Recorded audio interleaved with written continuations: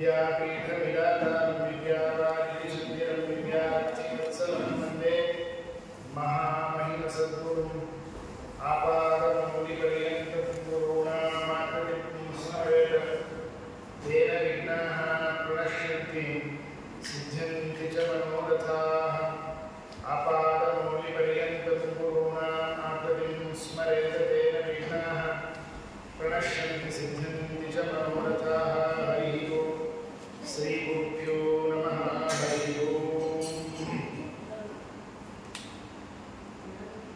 ವಿಜಯದಾಸರು ರಚನೆ ಮಾಡಿಕೊಟ್ಟಿರುವಂತಹ ಪಂಚರತ್ನ ಸುಳಾದಿಯಂತೆ ಪ್ರಸಿದ್ಧವಾಗಿರುವ ನರಸಿಂಹ ಸುಳಾದಿಯಲ್ಲಿ ಈಗಾಗಲೇ ಪ್ರಾರಂಭದ ಭಾಗವನ್ನು ಶ್ರವಣ ಮಾಡಿದ್ದೇವೆ.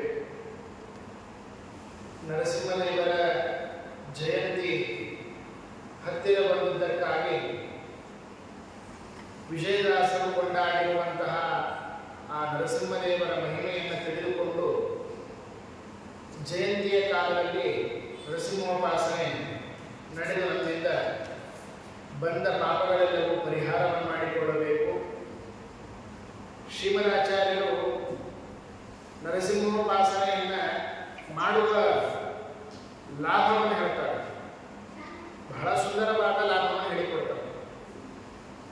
ಜ್ಞಾನವನ್ನು ಪಡಿಬೇಕು, ವೇದವ್ಯಾಸದೇವರ ಪೂಜೆಯನ್ನು ಮಾಡಬೇಕು, ಅವರ ಕುರಿತಾದ ವಿಶೇಷವಾಗಿರತಕ್ಕಂತಹ ಆರಾಧನೆ ನಡೆಯಬೇಕು, ವಿಶೇಷವಾಗಿರತಕ್ಕಂತಹ ಸಂತಾನಾದಿಗಳಾಗಬೇಕಾದರೆ ಭಗವಂತನನ್ನ ಕಪಿಲನನ್ನು ನಾವು ವಿಶೇಷವಾಗಿ ಆರಾಧನೆಯನ್ನು ಮಾಡಬೇಕಾಗಿರುತ್ತದೆ. ಹೀಗೆ ಒಂದೊಂದು ಫಲವನ್ನು ಅಪೇಕ್ಷೆ ಇರುವಂತಹ ವ್ಯಕ್ತಿ ಬೇರೆ ಬೇರೆ ದೇವತೆಗಳನ್ನು ಆ ಭಗವಂತನನ್ನು ಪೂಜೆ ಮಾಡಬೇಕು. ಐಶ್ವರ್ಯಕ್ಕಾಗಿ ಶ್ರೀಕರನಾರಾಯಣನನ್ನು, ಆರೋಗ್ಯಕ್ಕಾಗಿ ಧನ್ವಂತರಿ ರೂಪಿಯಾದ ಪರಮಾತ್ಮನನ್ನು, ಹೀಗೆಲ್ಲ ಹೇಳ್ತಾ ಕಷ್ಟಗಳನ್ನು ಪಾಪಗಳನ್ನು ಪರಿಹಾರ ಮಾಡಬೇಕಾದ್ರೆ ನರಸಿಂಹನನ್ನು ಪೂಜೆ ಮಾಡಬೇಕು.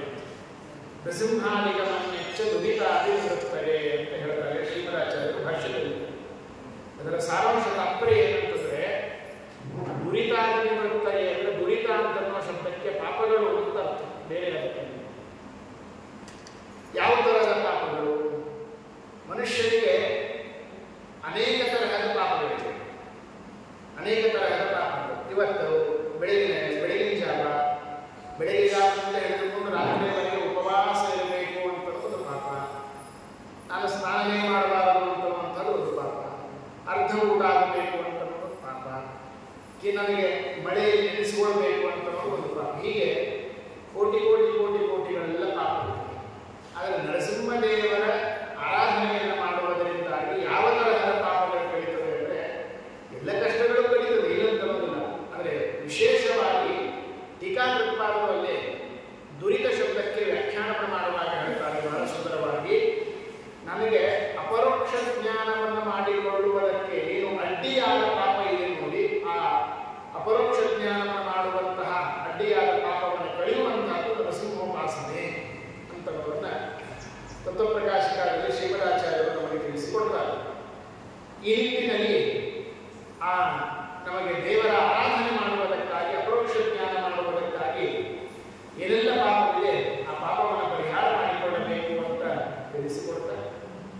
ಪ್ರಾರಂಭದಲ್ಲಿ ವಿಜಯದಾಸರು ಮೊಟ್ಟ ಮೊದಲು ಶಬ್ದಗಳ ಪ್ರಯೋಗವನ್ನು ಮಾಡ್ತಾರೆ. ವೀರಸಿಂಹನೇ, ನಿನ್ನೆ ಇದರ ಬಗ್ಗೆ ಸಂಕ್ಷೇಪವಾಗಿ ತಿಳಿದುಕೊಂಡಿದ್ದೀರಾ. ಆ ನಮ್ಮ ನರಸಿಂಹನಿಗೆ ಯಾವುದರ ಭೇದವೂ ಇಲ್ಲ. ಅದಕ್ಕಾಗಿ ವೀರ ಶಬ್ದವನ್ನು ಮೊಟ್ಟ ಮೊದಲಿಗೆ ವಿಜಯದಾಸರ ಪ್ರಯೋಗವನ್ನು ಮಾಡ್ತಾರೆ. ದೇವರ ಹತ್ತಿರ ಹೋಗಿ ನನಗೆ ನಿನ್ನಿಂದ ಆಗಬೇಕಾಗಿದೆ ಅಥವಾ ಈ ಕಷ್ಟಗಳ ಪರಿಹಾರ ಮಾಡು, ಈ ಒಂದು ದೊಡ್ಡದಾಗಿರತಕ್ಕಂತಹ ಅರಣ್ಯದಲ್ಲಿ ನನಗೆ ಪ್ರಾಣಿ ಪಶು ಪಕ್ಷಿಗಳ ಭಯ ಇದೆ, ಅದರಿಂದ ಪರಿಹಾರ ಮಾಡು ಅಂತ ಬೇಡಿಕೆ ಹೋದಾಗ ಇದು ನನ್ನಿಂದ ಆಗುವುದಿಲ್ಲ, ಇದರಿಂದ ನನಗೆ ಸಾಧ್ಯ ಇಲ್ಲ ಅಂತ ನಾವು ದೇವರಿಗೆ ಇಲ್ಲ.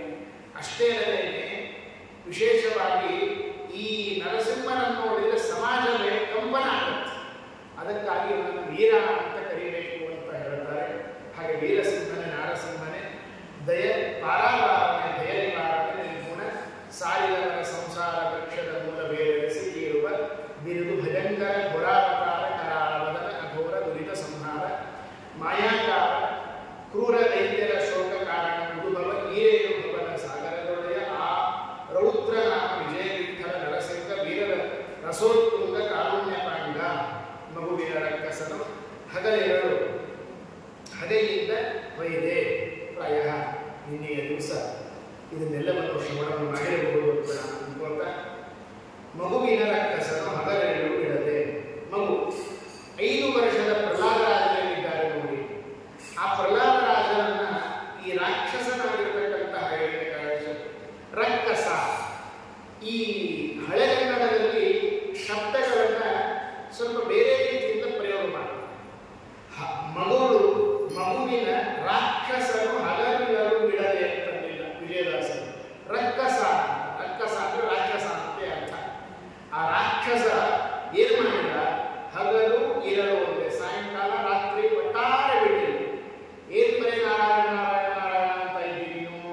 ಅದರಿಂದಾಗಿ ಸದಾ ಕಾಲದಲ್ಲಿ ಆ ಪ್ರಹ್ಲಾದರಾಜರನ್ನ ನಾನು ಹೇಗೆ ಕೊಳ್ಳಬೇಕು ಅಂತ ಬೆಳಗಿನ ಜಾವ ಏಳಿ ಸಾಯಂಕಾಲ ಕೂತ್ಕೊಳ್ಳಿ, ಕೂತಾಗ ನಿಂತಾಗ ಯಾವಾಗಲೂ ಹೇಗೆ ಅವನನ್ನ ನಾನು ಕೊಲ್ಲಬೇಕು ಅಂತನ್ನೋ ವಿಚಾರದಲ್ಲೇ ತೊಡಗಿದ್ದ. ಅದಕ್ಕೆ ಸೊರಸವಾದ ಶಬ್ದವನ್ನು ಪ್ರಯೋಗ ಮಾಡ್ತಾರೆ ವಿಜಯದಾಸರು. ಹಗಲು ಇರಲು ಬಿಡದೆ, ಒಂದು ಕ್ಷಣವೂ ಬಿಡದೇನೆ ಪ್ರಹ್ಲಾದರಾಜರು ಹೇಗೆ ಸಂಹಾರ ಮಾಡಬೇಕು. ವಿಷ ಹಾಕೋ, ಆನೆ ಕಳಿಸ್ತೋ, ಹಾವಿಂದ ರಚಿಸ್ತೋ, ಅಥವಾ ಇನ್ನೊಂದೇನು ಮಾಡೋ, ಹೀಗೆ ನಾನಾ ರೀತಿಯಿಂದ ಅವರು ವಿಚಾರವನ್ನು ಮಾಡ್ತಾನೇ ಇದ್ದಾರೆ ರಾಕ್ಷಸ. ಇಷ್ಟಿದ್ದರೂ ಕೂಡ ಯಾಕೆ ತನ್ನ ಮಗರಿ ಯಾರ ಬೇರೆ ಯಾರೋ ಮಗ ಅಲ್ಲ, ತನ್ನದೇ ಯಾರೋ ಮಗ, ತನ್ನ ಸ್ವಂತ ಮಗನನ್ನ ಕೊಲ್ಲಬೇಕು ಅಂತ ವಿಚಾರ ಮಾಡ್ತಾ ಇದ್ದಾರೆ. ಈ ತರಹ ಮಗನ ಮೇಲೆ ಅವರಿಗೆ ಇಷ್ಟು ಸಾಯಿಸಬೇಕು, ಕೊಲ್ಲಬೇಕು ಅಂತನ್ನುವ ಒಂದು ವಿಚಾರ ಬರಲಿಕ್ಕೆ ಕಾರಣ ಏನು ಅಂತ ಪ್ರಶ್ನೆ ಮಾಡಿಕೊಂಡ್ರೆ ವಿಜಯದಾಸರು ಉತ್ತರ ಕೊಡ್ತಾರೆ. ಹಗೆಯಿಂದ ಹೊಯ್ದ. ಹಗೆ ಅಂದರೆ ದ್ವೇಷ ಅಂತ. ಹೊಡೆದಾಡುವಂತಹ ಆ ದ್ವೇಷ, ಯಾರ ಮೇಲೆ ದ್ವೇಷ? ಪರಮಾತ್ಮನ ಮೇಲೆ ದ್ವೇಷ.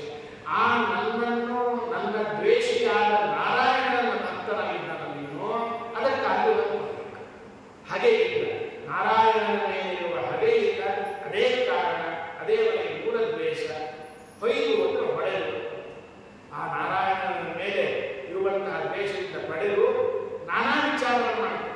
ಏನಾದರೂ ಹೇಗೆ ಮಗನನ್ನು ಕೊಲ್ಲಬೇಕು, ಒಂದಲ್ಲ ಎರಡಲ್ಲ, ನಾನಾ ರೀತಿಯ ವಿಚಾರವನ್ನು ಮಾಡ್ತಾನೆ. ನಗ, ಪನ್ನಗ, ವನದಿ, ಗಗನ, 4 ಶಬ್ದಗಳನ್ನು ಇಡ್ತಾರೆ. ನಗ, ಪನ್ನಗ, ವನದಿ, ಗಗನ, ಮಿಗಿಲಾದ ಅಗಣಿತ ಭಾವೆಯಲ್ಲಿ ಅಂತ ಹೇಳ್ತಾರೆ. ಅಲ್ಲಿ ನಗ ಅಂದ್ರೆ ಬೆಟ್ಟ. ಆ ಬೆಟ್ಟದಿಂದ ಏನಾದರೂ ಕೂಡ ಅವನ್ನ ತಳ್ಳಿ ಒಂದು ಹಾಕೋಣ ಅಂತ ಪ್ರಯತ್ನ. ನಗ ಅಂದ್ರೆ ಬೆಟ್ಟ. ಪನ್ನಗ ಅಂತಂದ್ರೆ ವಿಶೇಷವಾಗಿರತಕ್ಕಂಥದ್ದನ್ನ, ಅದನ್ನ ವಿಷದಿಂದ ಕೂಡಿಕೊಂಡಿರುವಂತಹ ಸರ್ಪಗಳು, ವಿಷದಿಂದ ಕೂಡಿಕೊಂಡಿರುವಂತಹ ಸರ್ಪಗಳಿಗೆ ಏನಂತ ಕರೀತಾರೆ? ಪನ್ನಗ ಅಂತ ಕರೀತಾರೆ. ವನಧಿ ಅಂತಂದ್ರೆ ಸಮುದ್ರ. ವನಧಿ, ವನ ಅಂದ್ರೆ ನೀರು, ಧಿ ಅಂದ್ರೆ ಬಹಳವಾಗಿರುವಂತಹದ್ದು, ಹೆಚ್ಚು ನೀರಿರುತ್ತೆ ಸಮುದ್ರದಲ್ಲಿ. ಆದ್ದರಿಂದಾಗಿ ವನಧಿ ಅಂದ್ರೆ ಸಮುದ್ರ. ಗಗನ ಆಕಾಶ ಮೇಲೆ ಹೋಗಿ ಎಸೆದು. ಹೀಗೆ ಮಿಗಿಲಾಗಿ ಇದನ್ನ ವಿಜಯದಾಸರು ಅಂತಾರೆ. ನಾನು 4 ಹೇಳಿದೆ, 4 ರೀತಿಯಿಂದ ಅವನನ್ನು ಕೊಲ್ಲಿಕ್ಕೆ ಪ್ರಯತ್ನ ಮಾಡಿದ ಅಂತ ಭಾವಿಸಬೇಡಿ. ಮಿಗಿಲಾದ ಅಗಣಿತ ಭಾವೆಯಲ್ಲಿ ನಾನಾ ರೀತಿಯಿಂದ ಭಾವ, ಇದನ್ನು ಬಿಟ್ಟು ಬೇರೆ ರೀತಿಯಿಂದ ಹಾವಿನಿಂದ ಕಚ್ಚಿಸಿದ, ತುಳಿಸಿದ, ನೀರಿನಲ್ಲಿ ಹಾಕಿದ, ವಿಷಪ್ರಾಶನ ಮಾಡಿಸಿದ, ಹೀಗೆ ಬೇರೆ ಬೇರೆಯಿಂದ ಅಗಣಿತ ಎಣಿಸಲಿಕ್ಕೆ ಸಾಧ್ಯವೇ ಇರದಷ್ಟು ಅವನನ್ನ ಬಾಧೆಯಲ್ಲಿ ತೊಂದರೆಯನ್ನು ಮಾಡಬೇಕು ಅಂತ ಅಂದುಕೊಂಡು ನಗೆದು ಆಕಾಶಕ್ಕೆ ಬೀಸಾಕಿ, ಮೇಲೆ ಬೀಸಾಕಿ, ಒಗೆದು ಕೆಳಗೆ ಭೂಮಿಯ ಮೇಲೆ ಎಸೆದು, ಎರಡೂ ಥರ ಮಾಡಿ ಸಾವು ಬಗೆದು ಕೊಲ್ಲುತ್ತಿರುವುದು. ಹೇಗೆ ಅಂತ ಸಾಯ್ತಾರಪ್ಪ ಇವನು, ಹೇಗೆ ಸಾಯ್ತಾರ ಪ್ರಹ್ಲಾದರಾಜ ಅಂತನ್ನೋದನ್ನ ಅವನ ಕಷ್ಟವನ್ನು ಕೊಡ್ತಾ ಇರಬೇಕಾದಾಗ, ಹಿಂಸೆಯನ್ನು ಮಾಡ್ತಾ ಇರಬೇಕಾದಾಗ ಹೇಳ್ತಾರೆ, ಹೇ ಜಗದ ವಲ್ಲಭನೇ. ಹೇ ಅಂದರೆ ಪರಮಾತ್ಮನೇ, ಜಗದ ವಲ್ಲಭನೇ, ಜಗತ್ತಿಗೆ ಸ್ವಾಮಿಯಾಗಿರತಕ್ಕಂತಹ ಪರಮಾತ್ಮನೇ, ಸುಗುಣ ಅನಾದಿಗನೇ, ನಿಗಮ ವಂದಿತನೇ. ಭಗವಂತನಲ್ಲಿ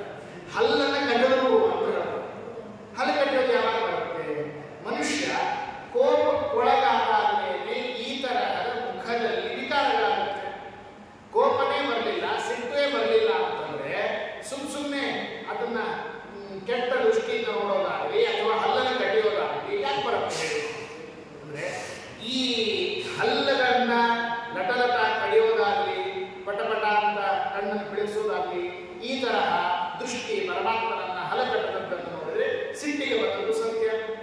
ಹಾಗಾದ್ರೆ ಸಿಟ್ಟಿಗೆ ಬಂದಿದ್ದಾನೆ ಅಂದರೆ ಅವನಿಗೂ ದೋಷ ಉಂಟಾ ದೇವರಿಗೆ?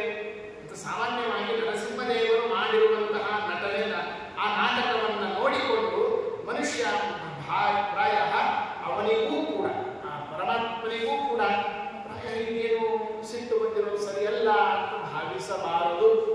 ಅದಕ್ಕಾಗಿ ಆ ಸಿಟ್ಟು ಕೂಡ ದೇವರಲ್ಲಿ ಅದು ಗುಣನೇ, ಬರೇ ಗುಣ ಅಲ್ಲ, ಸುಗುಣನೇ. ಅದು ಕೂಡ ಸುಗುಣನೇ, ಕೆಟ್ಟದು ಅಂತ ಭಾವಿಸಲಿಕ್ಕೆ ಹೋಗ್ಬೇಡ. ಸುಗುಣನೇ, ದೇವರಲ್ಲಿ ಏನೇ ಕಂಡು ಕೂಡ ಸುಗುಣನೇ. ಯಾಕೆ ಸುಗುಣ ಆಗುತ್ತೆ? ನಾನು ಇವತ್ತಿನ ದಿವಸ ಒಬ್ಬ ವ್ಯಕ್ತಿಯ ಮೇಲೆ ಕೋಪ ಬರ್ತೇನೆ, ಸಿಟ್ಟಿಗೆ ಬರ್ತೇನೆ ಅಂದರೆ ಅದರಲ್ಲಿ ಕಾರಣ ಇದೆ. ಅವನು ನನಗೆ ಏನೋ ಮೋಸ ಮಾಡಿದ್ದಾನೆ, ನನ್ನ ಹಣವನ್ನು ಕಿತ್ತುಕೊಂಡು ಹೋಗಿದ್ದಾನೆ, ನನಗೆ ಅಥವಾ ಅಪಮಾನ ಮಾಡಿದ್ದಾನೆ, ಅಥವಾ ಏನೋ ಕಿರುಕುಳ ಕೊಟ್ಟಿದ್ದಾನೆ. ಹೀಗೆ ನಾನು ಆ ವ್ಯಕ್ತಿಯ ಮೇಲೆ ದ್ವೇಷ ಅಸೂಯೆಯನ್ನು ಮಾಡುವುದಕ್ಕೆ ಏನೋ ಒಂದು ಕಾರಣ ಇದೆ. ಆ ಒಂದು ಕಾರಣವನ್ನು ಇಟ್ಟುಕೊಂಡು ಅದರಿಂದ ಬಂದಿರುವಂತಹ ದ್ವೇಷ, ಅದರಲ್ಲಿ ಇರುವ ಅಸೂಯೆಯನ್ನು ತುಂಬಿಕೊಂಡು ಅವನ ಮೇಲೆ ಸಿಟ್ಟು ಕೋಪವನ್ನು ಮಾಡ್ತೀನಿ. ಹಾಗೆ ದೇವರಿಗೆ ಆ ಎರಡನೇ ಕಷ್ಟಗಳ ಮೇಲೆ ಸಿಟ್ಟಿಗೆ ಬರುವುದಕ್ಕಾಗಿ ಕಾರಣ ಏನಿದೆ? ನನ್ನ ಭಕ್ತರ ಮೇಲೆ ಅವನು ಮಾಡ್ತಾ ಇದ್ದಾರೆ ಅಂತ ಒಂದು ಭಾಗ. ಆದರೆ ನಮಗೆ ಏನು ಪರ್ಸನಲ್ ಆಗಿರುವಂತಹ ಸ್ವಾರ್ಥಕ್ಕಾಗಿ ನಾವು ಸಿಟ್ಟಿಗೆ ಬರ್ತೇವೆ ನೋಡಿ. ಹಾಗೆ ದೇವರು ನನ್ನನ್ನು ಇವನು ಅಪಮಾನ ಮಾಡಿದ ಅಂತ ಸಿಟ್ಟಿಗೆ ಬರಲಿಲ್ಲ. ಅವನ ಮೇಲೆ ಸುಗುಣ, ಭಕ್ತರ ಮೇಲೆ ನೀನು ದ್ವೇಷ ಅಸೂಯೆಗಳನ್ನು ಮಾಡ್ತೀಯ ಅಂತ ಅನ್ನೋದಕ್ಕಾಗಿ ಸಿಟ್ಟಿಗೆ ಬಂದ. ಆದ್ದರಿಂದ ಈ ಗುಣವೂ ಈ ಕೋಪವೂ ಕೂಡ ಗುಣವೇ, ಕೇವಲ ಗುಣ ಅಂತ ಭಾವಿಸಬೇಡಿ. ಸುಗುಣ ದೇವರಲ್ಲಿರುವಂತಹ ಗುಣ ನಾವು ಹೇಳ್ತೇವೆ ನೋಡ್ರಿ. ಎಷ್ಟೋ ಜನ ಮಕ್ಕಳಿದ್ರು, ಇಡೀ ದಿವಸ ತುಂಬ ತುಂಟ ಇತ್ತು. ಏನೋ ಒಂದೆರಡು ತಿಂಗಳು ಗುರುಕುಲಕ್ಕೆ ಕಳಿಸಿದ್ವಿ, ಅಲ್ಲಿ ಹೋಗಿ ಕೂರ್ಸೋಣ ತುಂಬ ಸೌಮ್ಯ ಆಗಿದ್ದ. ಮೊದಲು ಮಹಾ ದುಷ್ಟ ಇದ್ದ, ಒಳ್ಳೆ ಗುಣವಂತರಾಗಿದ್ದ. ಹಾಗೆ ದೇವರಲ್ಲಿ ಗುಣಗಳಿದೆ ನೋಡಿ, ಅದು ಇಂದು ನಿನ್ನೆ ಮೊನ್ನೆ ಎಂದೋ ಬಂದಿದ್ದಾರೆ. ಹಾಗೇನಾಗಲಿದೆ ಆ ಗುಣಗಳು? ದೇವರು ಬಂದಿರುವಂತಹ ಆ ಸುಗುಣಗಳು ಎಷ್ಟು ದಿನದ ಹಿಂದೆ ಬಂದಿದೆ ಅದಕ್ಕೆ ಹೇಳ್ತಾರೆ ಅನಾದಿಗಣೆ. ದೇವರಲ್ಲಿ ಇರುವಂತಹ ಗುಣಗಳು ನಿನ್ನೆ ಮೊನ್ನೆ ಆಚರಣೆ ಬಂದಿದ್ದಲ್ಲ, ನಾಳದ್ದು ಆ ಥರದ್ದಲ್ಲ. ಅದಕ್ಕೆ ಎಂದೋ ಅನ್ನುವುದೇ ಇಲ್ಲ. ಅನಾದಿ ಕಾಲದಿಂದ ಇರತಕ್ಕಂಥದ್ದು, ಅನಾದಿ ಕಾಲದಿಂದ ಬಂದು ದೇವರು ಗುಣವಂತನಾಗಿದ್ದಾನೆ ಅಂತನ್ನೋದನ್ನ ನೀವು ಹೇಳ್ತಾ ಇದ್ದೀರಾ. ನಾನೇ ಅದನ್ನ ನೀವು ಹೇಳಿದ್ದನ್ನು ನಾನೇ ಕೊಡಬೇಕು ಅಂತ ಯಾರಾದರೂ ವಿತಂಡವಾದವನ್ನು ಹಾಕಲಿಕ್ಕೆ ಹೊರಟ್ರೆ ವಿಜಯದಾಸರಂತಾರೆ ನಿಗಮ ವಂದಿತಾನೆ. ನೋಡಪ್ಪ, ಏನು ಭಗವಂತ ಸುಗುಣನಾಗಿದ್ದಾನೆ, ಆ ಎಲ್ಲ ಗುಣಗಳು ಅನಾದಿ ಕಾಲದಿಂದ ಇದೆ ಅಂತನ್ನೋದನ್ನ ನಾನು ಹೇಳ್ತಾ ಇಲ್ಲ, ನಿಗಮ ವೇದಗಳು ಹೇಳ್ತಾ ಇದೆ. ಬರೇ ವೇದ ಹೇಳೋದಲ್ಲ, ವೇದಾಭಿಮಾನಿಯಾಗಿರತಕ್ಕಂತಹ ಲಕ್ಷ್ಮೀದೇವಿ ವಂದಿತನೆ, ಅದನ್ನು ಸ್ತೋತ್ರವನ್ನು ಮಾಡ್ತಾಳೆ, ನಮಸ್ಕಾರವನ್ನು ಮಾಡ್ತಾಳೆ. ಧಾತುವಿಗೆ ಎರಡು ಅರ್ಥ ಇದೆ. ವಂದಿತೆ, ವವಂದೇ ಅಂತನ್ನುವಂತಹ ಧಾತು.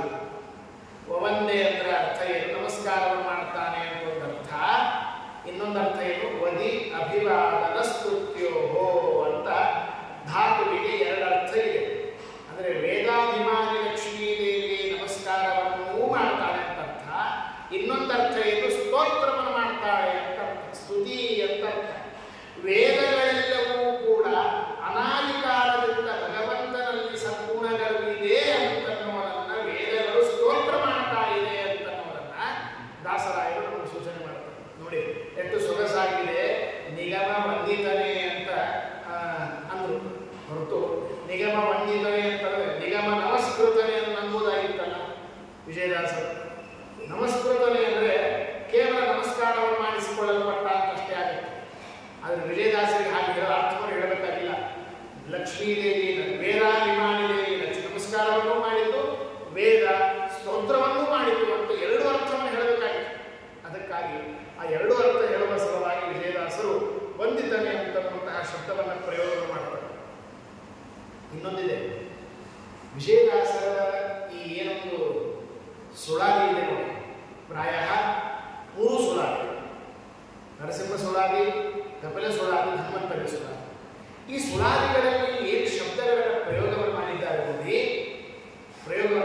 ನೋಡಿ, ಪ್ರಾಯ 99% ವಿಷ್ಣು ಸಹಸ್ರನಾಮದಲ್ಲಿ ಬರುವ ನಾಮಗಳನ್ನು ಜೋಡಣೆ ಇಲ್ಲಿ ಮಾಡಿದ್ದಾರೆ. ಬಹಳ ಮಹತ್ವ, ಭಾರಿ ಮಹತ್ವ.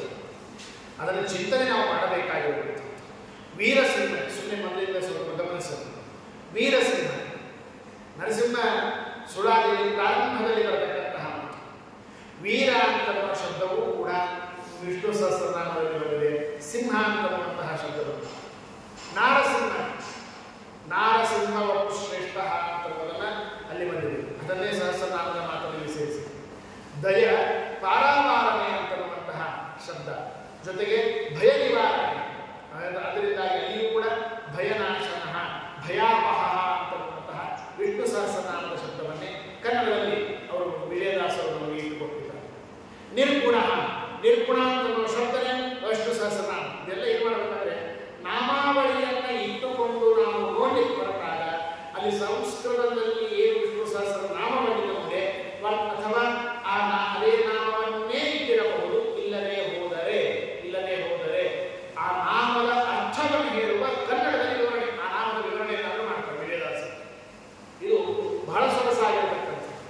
ಆ ನಿಟ್ಟಿನಲ್ಲಿ ನೋಡ್ಲಿಕ್ಕೆ ಹೊರಟಾಗ ಅನಾದಿಗಣೆ ಅಂತನ್ನುವಂತಹ ಶಬ್ದ, ಅನಾದಿ ಅಂತನ್ನುವಂತಹ ಅನಾದಿ ಗುರು ಗೋಲಕ್ಷ್ಮಿ ಸುವೀರೋ ರಚನಾಂಗತಃ ಅಂತನ್ನುವ ಶಬ್ದ ಕಡೆಗೆ ಬಂದಿರುವ ಅನಾದಿ ಶಬ್ದವನ್ನು ಇಟ್ಟಿದ್ದಾರೆ. ನಿಗಮವನ್ನಿತನೆ ಅಂತನ್ನುವಂತಹದ್ದು ವೇದವಿತ್ ಅಂತನ್ನುವಂತಹ ಶಬ್ದ ಎರಡು ಕಡೆ ಬಂದಿದೆ. ಸಹಸ್ರನಾಮದಲ್ಲಿ ವಿಷ್ಣು ಸಹಸ್ರನಾಮದಲ್ಲಿ ವೇದವಿತ ಅಂತನ್ನುವಂತಹ ಶಬ್ದ ಎರಡು ಕಡೆ ಬಂದಿದೆ. ಅದನ್ನೇ ಇಲ್ಲಿ ಇಟ್ಟು ವಿಶೇಷವಾಗಿ ನಮಗೆ ತಿಳಿಸಿಕೊಟ್ಟಿದ್ದಾರೆ. ಇದನ್ನೇನು ವಿಜಯದಾಸರು ಹೇಳಿದರು. ವಿಜಯದಾಸರು ಏನಂತ ಹೇಳಿದ್ರು? ಹೇ ಜಗದವಲ್ಲವನೇ ಸುಗಣ ಅನಾದಿಗನೇ ನಿಗಮವಂತಿತನೇ. ಇದೇನು ಹೇಳಿದ್ದಾರೆ ನೋಡಿ.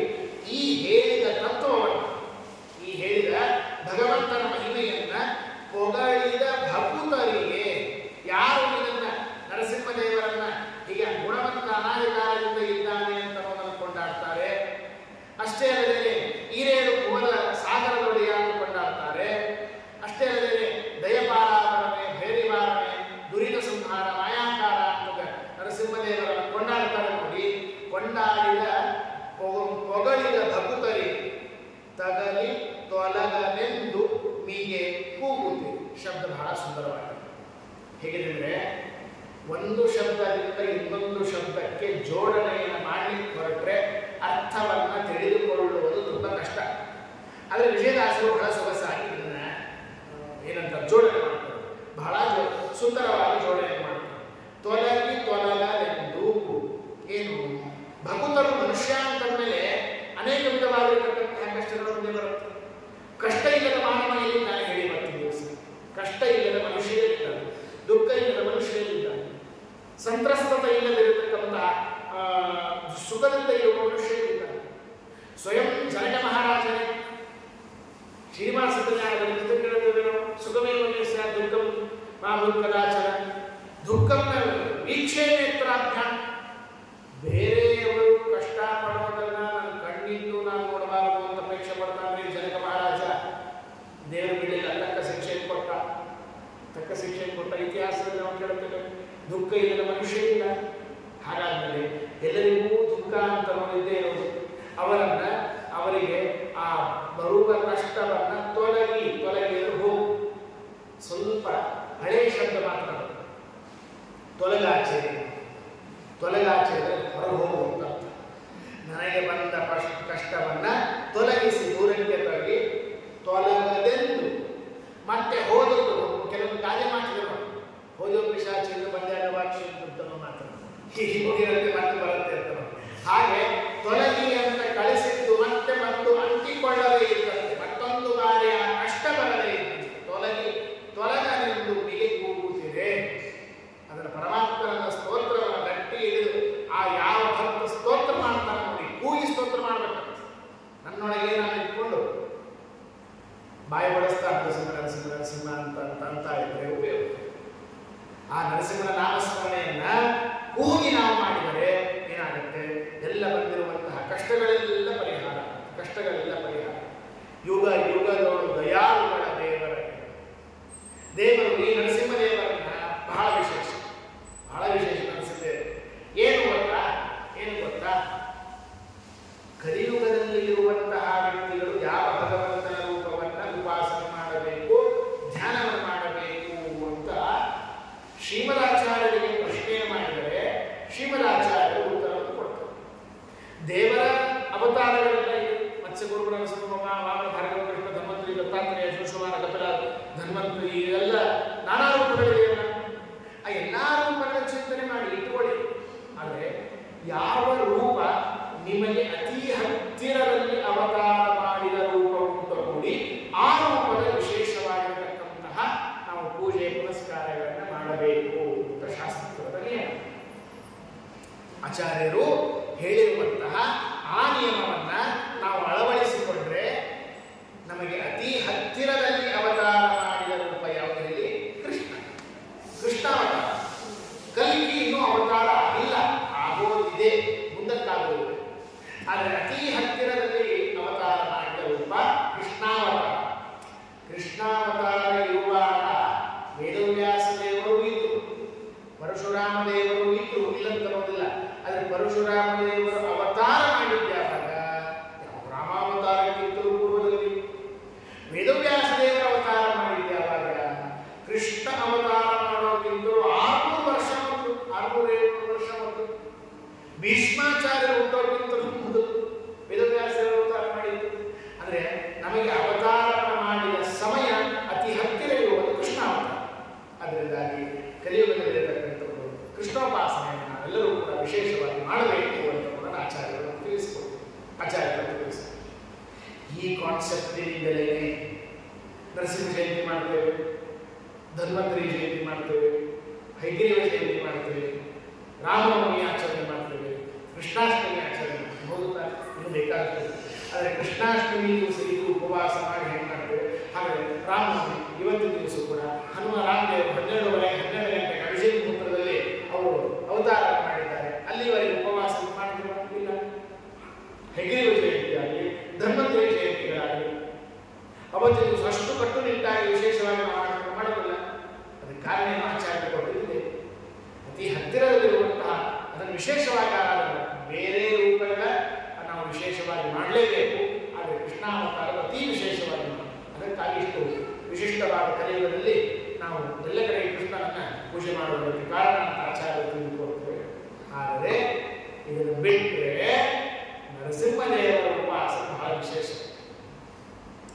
ಬರೇ ಕಲಿಯುಗದಲ್ಲಿ ಅಷ್ಟೇ ಅಂತ ತಿಳ್ಕೊಬೇಡ್ರಿ. ಎಲ್ಲ ಯುಗದಲ್ಲಿಯೂ ಎಲ್ಲರೂ ಕೂಡ ಕಷ್ಟಗಳನ್ನು ಪರಿಹಾರ ಮಾಡಿಕೊಳ್ಳಬೇಕಾದರೆ ನರಸಿಂಹನ ಪೂಜೆಯನ್ನು ವಿಶೇಷವಾಗಿ ಮಾಡಬೇಕು. ಹೌದು, ತನ್ನ 4 ಯುಗದಲ್ಲಿ. ಅದಕ್ಕೆ ವಿಜಯದಾಸರು ಯುಗ ಯುಗದೋಡು ಅಂತ 2 ಶಬ್ದಗಳು. ಕೇವಲ ಕಲಿಯುಗದಲ್ಲಿ ವಿಶೇಷತೆ ಅಂತ ತಿಳ್ಕೊಬೇಡ್ರಿ. ಹೃದಯದ, ತ್ರೇತಾಯುಗ, ದ್ವಾಪರಯುಗ, ಕಲಿಯುಗ, 4 ಯುಗಗಳಲ್ಲಿ ಪ್ರತಿ ಯುಗದಲ್ಲಿಯೂ ಕೂಡ ದೇವರು ದಯಾವಂತನಾಗಿ ಇಟ್ಟುಕೊಂಡು ಯಾರ್ಯಾರು ತನ್ನನ್ನು ಆರಾಧನೆ ಮಾಡ್ತಾರೋ ಅವರನ್ನು ರಕ್ಷಣೆ ಮಾಡುವಂತಹ ದೇವರು. ಯುಗ ಯುಗಗಳು ದಯಾಳುಗಳ ದೇವರ ದೇವ. ಯುಗ ಯುಗಗಳು ದೇವೇಶೋ ದೇವ ಗುರು ಅಂತ ಏನು ವಿಷ್ಣು ಸಹಸ್ರನಾಮದ ನಾಮ ಇದೆ ನೋಡಿ, ಅದನ್ನ ಇಲ್ಲಿ ವಿಜಯದಾಸರು ಯುಗ ಯುಗಗಳು ದಯಾಳುಗಳು ದೇವರ ದೇವ ಅಂತ ಪ್ರಯೋಗವನ್ನು ಮಾಡಿ ವಿಷ್ಣು ಸಹಸ್ರನಾಮದ ಮಹಿಮೆಯನ್ನು ಹೇಳಿದು, ಜೊತೆಗೆ ನರಸಿಂಹದೇವರ ಮಹಿಮೆಯನ್ನು ಕೊಂಡಾಡ್ತಾರೆ. ಯುಗ ಅಧಿಕೃತ ನಾಮ ವಿಶೇಷವಾಗಿ ಭಗವಂತನಿಗೆ ಯಾವ ವಿಧವಾಗಿರತಕ್ಕಂತಹ ಕಾಲವೇ ಇಲ್ಲ. ಅವನಿಗೆ ಕಲಿಯುಗದವನು ಅಥವಾ ಹೃದಯದವನು ಆ ಥರ ಇಲ್ಲ. 4 ಯುಗದಲ್ಲಿ ಭಗವಂತ ಇರತಕ್ಕಂಥವನು ಭಗವಂತ ಅಷ್ಟೇ. ಏನಂತಹ ಪರಮಾತ್ಮ ವಿಜಯ ವಿಠಲ ಹೋಗೋ. ಆ ವಿಜಯ ವಿಠಲ ರೂಪಿಯಾಗಿರತಕ್ಕಂತಹ ವಿಜಯದಾಸರ ಅಂತರ್ಗತನಾದ ವಿಜಯ ವಿಠಲನ ಅಂತನಾಗಿರತಕ್ಕಂತಹ ಪರಮಾತ್ಮ ಆಶ್ಚರ್ಯ. ಹೋಗು ಅಂತಂದ್ರೆ ಆಶ್ಚರ್ಯ ಅಂತ ಅರ್ಥ. ಆಶ್ಚರ್ಯ, ಅತ್ಯಂತ ಆಶ್ಚರ್ಯಕರವಾಗಿರತಕ್ಕಂತಹ. ಏನಾಶ್ಚರ್ಯ? ಅದರ ಅಭಿಪ್ರಾಯ, ವಾಯುದೇವರ ಶಿಷ್ಯರಾಗಿರುವಂತಹ ನಾರದರು, ಆ ನಾರದರು ಉಪದೇಶದ ಬಲದಿಂದ ನಾರದರು ತಮ್ಮ ಆಶ್ರಮದಲ್ಲಿ ಇಟ್ಟುಕೊಂಡು ಆ ಕೈಯಾಗುವಿಗೆ ಉಪದೇಶ ಮಾಡ್ತಾರೆ ನೋಡಿ, ಸಾವಿರಾರು ವರ್ಷಗಳವರೆಗೆ. ಹಾಗೂ ಉಪದೇಶ ಮಾಡಿದ ಪ್ರಭಾವದಿಂದ ಪ್ರಹ್ಲಾದ ಅತ್ಯಂತ ದುಃಖಕರ ಸನ್ನಿವೇಶದಲ್ಲಿ, ಅತೀ ದುಃಖವನ್ನು ಹೊಂದುವ ಸನ್ನಿವೇಶದಲ್ಲಿಯೂ ಕೂಡ ಪರಮಾತ್ಮನಿಗೆ ನಾನು ಶರಣ ಹೋಗಬೇಕು, ನರಸಿಂಹನನ್ನು ಧ್ಯಾನ ಮಾಡಬೇಕು, ಅವನಿಗೆ ಉಪಾಸನೆ ಭಜನೆ ಮಾಡಿದರೆ ನನ್ನೆಲ್ಲವನ್ನು ಕಷ್ಟಗಳ ಪರಿಹಾರ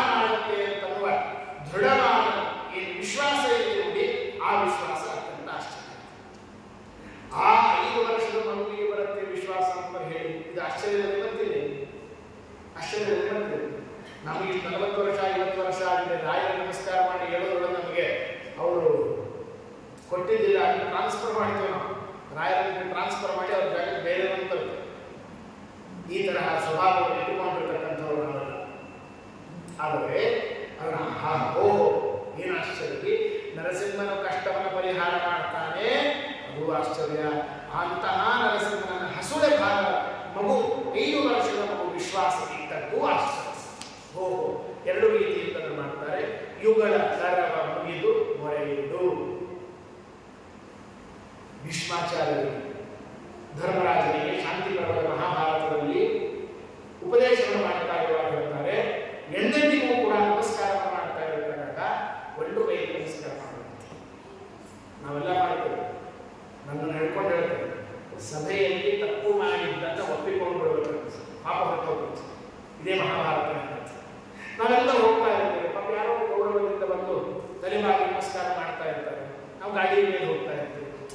ನಾವು ಕೂಡ ಅವರ ಮೇಲೆ ಒಂದೇನೋ ಪ್ರೀತಿ ಆದರ ಗೌರವದಿಂದ ಒಂದೇ ಕಡೆ ಹೀಗೆ ಕೈ ಮಾಡಿ ನಮಸ್ಕಾರ ಮಾಡಬಾರ್ದು, ತಪ್ಪು.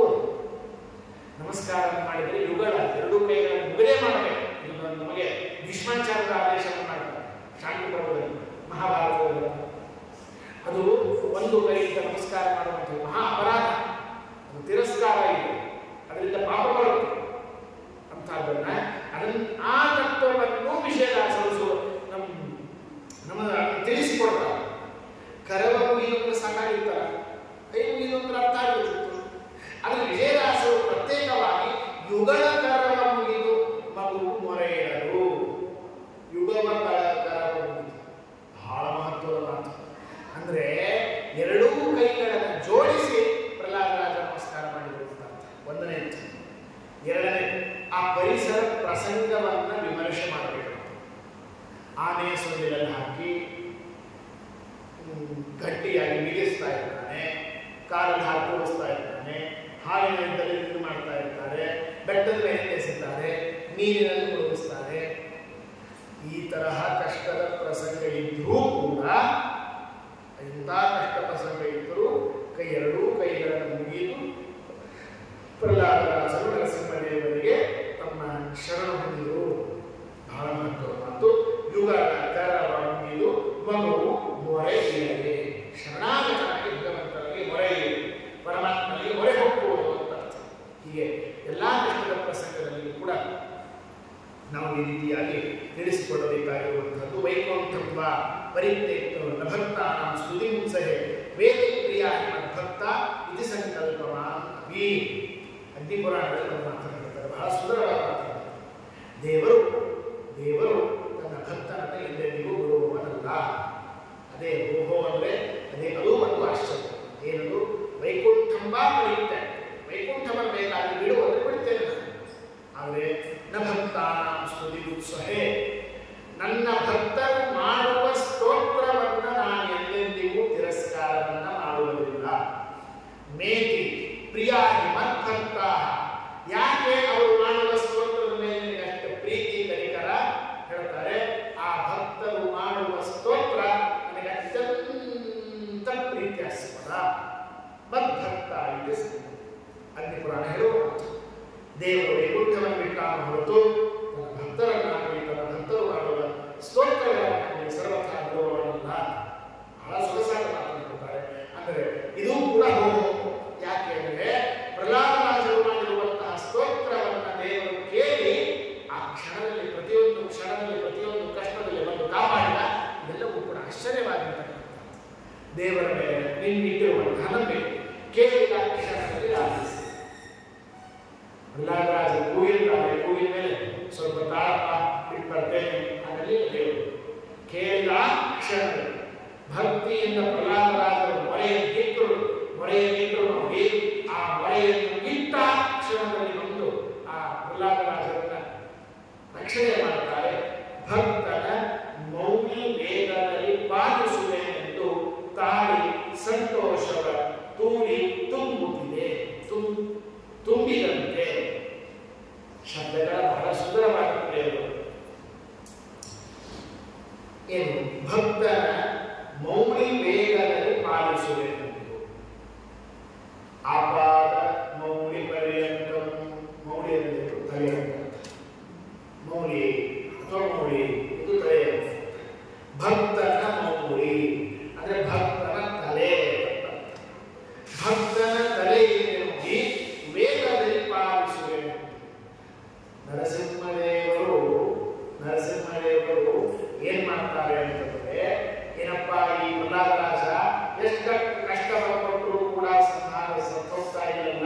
ಅದಕ್ಕೆ ನನ್ನ ಖಡ್ಗವನ್ನೇ ತೆಗೆದುಕೊಂಡು ಇವನನ್ನು ಕೊಚ್ಚಿ ಹಾಕ್ತೇನೆ, ಕೊಂದು ಹಾಕ್ತೇನೆ ಅಂತ ಭಾವಿಸಿ ಖಡ್ಗವನ್ನು ತೆಗೆದು ಅವನು ಮೌಳಿ, ಭಕ್ತನ ಮೌಳಿ, ಭಕ್ತನ ತಲೆ ಮೇಲೆ ಹಾರಿಸಬೇಕು ಅಂತ ಖಡ್ಗವನ್ನು ತಂದಾಗ ಪಾಲಿಸಬೇಕೆಂದು ತಾಳಿ ಹೋಗಿಲ್ಲ ದೇವರು.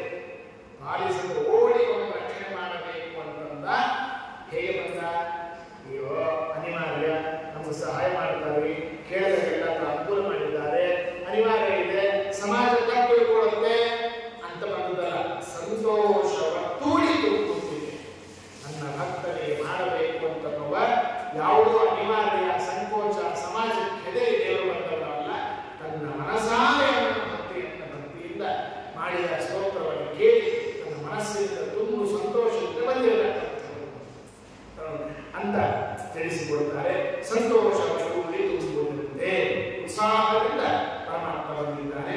ಮೂಲೋಕವ ಪತಿ ಪಾಲಯದಿಂದ. ಎಲ್ಲಿಂದ ಬಂದ? ಮೂಲೋಕದ ಪತಿ. ನಿರಂತರವಾಗಿ 14 ಲೋಕಕ್ಕೆ ಸ್ವಾಮಿಯಾಗಿರತಕ್ಕಂತಹ ಪರಮಾತ್ಮ ಮೂಲೋಕ ಅಂತ ಹೇಳ್ತಾ ಇದ್ದೀವಿ, ಮತ್ತೆ 14 ಲೋಕ ಅಂತ ಹೇಳ್ತಿಲ್ಲ. ಮೂರು ಅಂತ ಲೆಕ್ಕ 14 ಲೋಕದಲ್ಲಿ ವ್ಯತ್ಯಾಸ ಮಾಡ್ತಾರೆ ಶಾಸ್ತ್ರ. ಹೇಗೆ ಅಂದ್ರೆ ಅಂತರಿಕ್ಷ ಲೋಕದಿಂದ ಹಿಡಿದುಕೊಂಡು ಮೇಲ ಸತ್ಯಲೋಕ ವೈಕುಂಠದವರೆಗೂ ಒಂದು ಲೋಕ ಅಂತ ಛಾಂದೋಗ್ಯ ಉಪನಿಷತ್ತು ಒಂದು ಗಣನೆ ಮಾಡಿ.